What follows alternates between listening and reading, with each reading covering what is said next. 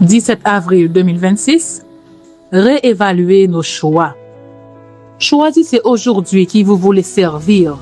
Moi et ma maison, nous servirons l'Éternel. Josué 24, verset 15.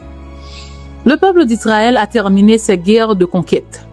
Josué, âgé, s'est retiré dans sa maison de Timnath-Sérat. En paix et sans la menace d'ennemis, les Israélites se sont installés dans leur possession et ont profité de la tranquillité.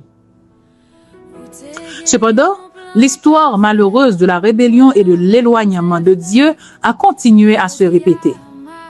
Sentant sa fin approcher, Josué craignait pour l'avenir de son peuple et rassembla les Israélites pour leur rappeler ce que Dieu avait fait pour eux.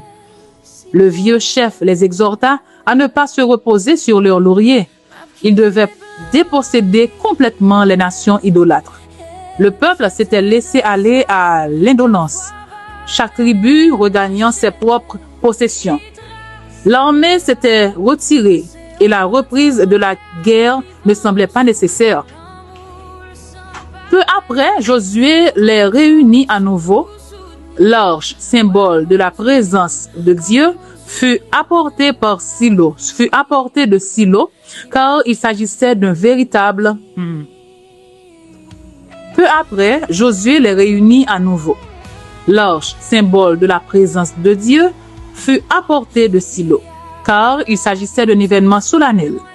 Après leur avoir rappelé une fois de plus la bonté de Dieu envers Israël, Josué leur demanda de redéfinir leurs priorités.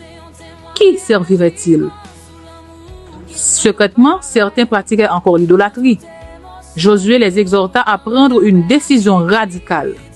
Ne pas servir Dieu par peur, mais par amour et par choix. Dieu abhorre l'idolâtrie, mais il est également offensé par l'hypocrisie et le culte formel. Le peuple devait réfléchir et choisir s'il voulait vraiment vivre comme les nations décadentes ou servir l'Éternel, source de tant de bénédictions et de miracles. Les dieux auxquels Josué faisait référence étaient incapables de protéger leurs adorateurs qu'Israël avait détruits en prenant possession de la terre promise. Quelle folie pour Israël de continuer à rendre un culte voilé à cette divinité, n'est-ce pas? Nous sommes étonnés de voir une telle folie au sein du peuple de Dieu. Mais combien de fois avons-nous reproduit le même scénario? Nous acceptons de suivre Dieu, mais nous ne voulons pas en payer le prix. Nous nous contentons de christianisme facile. J'accepte la grâce de Jésus, je suis sauvé, et nous nous arrêtons là. Nous ne voulons pas être transformés. Dire que nous avons accepté Jésus comme le peuple d'Israël, en pensant qu'il n'y avait plus de bataille à mener, ne signifie rien dans notre vie spirituelle. La lutte pour la sanctification continue. Jésus nous invite à le choisir. Il nous regarde avec impatience, espérant que vous accepterez activement son invitation. Qui allez-vous servir chaque jour?